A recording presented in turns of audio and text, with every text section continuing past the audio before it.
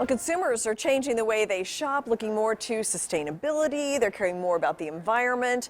And also, we're doing more of micro shopping. So we'll explain what that is a little bit as well. And how are businesses adapting to this changing environment? Well, with me is Luq Niazi, the Global Managing Director for Consumer Industries at IBM.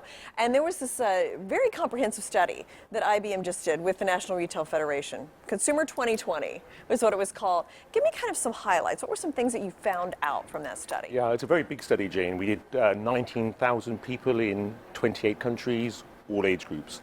Kind of two really big things coming out of it. The first is the rise of sustainability. In the study, two main groups, as you might expect: value-driven consumers, convenience, price, 41% of the respondents; purpose-driven consumers, people who care about what is happening to the products that they're consuming, 40%. Yeah. Okay. Almost equal, kind of at the tipping point. So that was a really big piece of the information. When people talk about caring, they care from the source of it, like how a farmer, for example, is being treated, all the way through the whole supply chain to the purchasing. So, I mean, that's something different. We haven't really seen that in previous generations. So I think, we're in 2020, and the consequence of the buying decisions and what people are choosing is really taking the fore. So to give you an example, 6 out of 10 respondents said that they would change their buying behavior for products that were more sustainably sourced.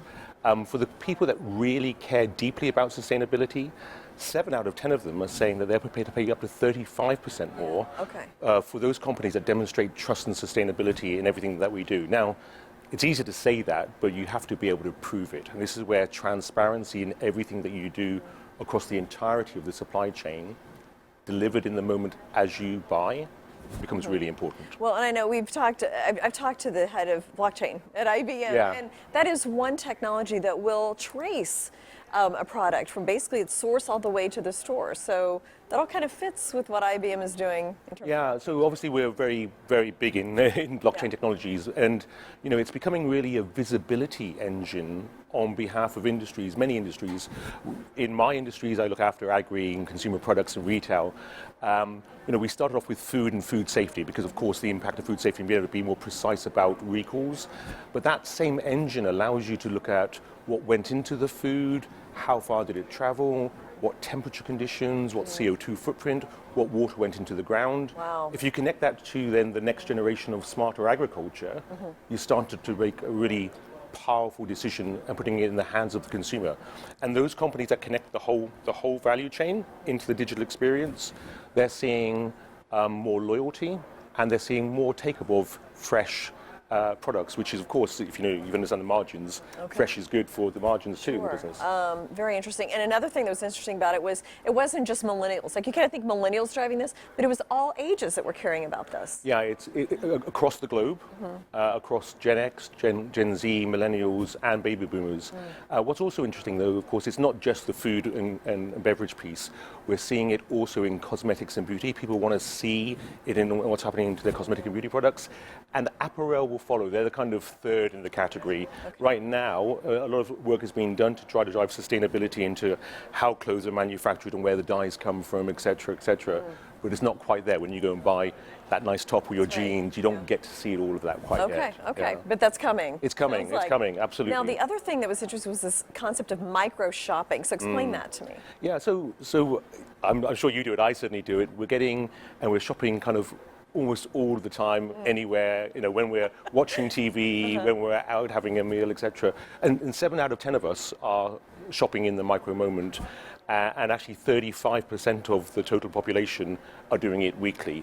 And that means we're making these purchasing decisions on a whole variety of channels and information sources, kind of in different disjointed times.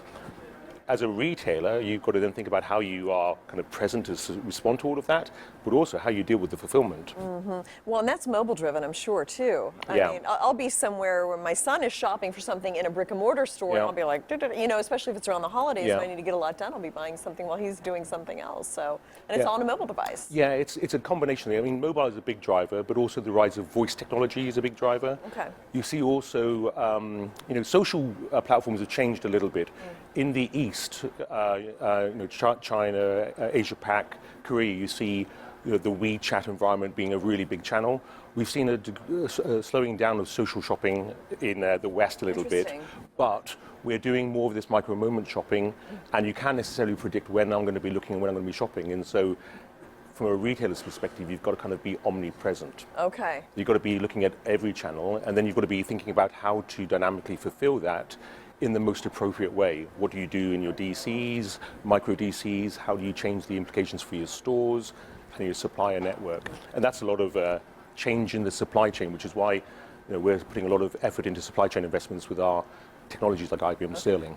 And it's amazing that we did shop that way for so long. Didn't even care. We just bought whatever, and now it seems like kind of crazy that we did that. So back to good values. Right. Thank you so much, Luq, for coming in and thank you, explaining Jane. that. And thank you as well for joining us. We'll be right back.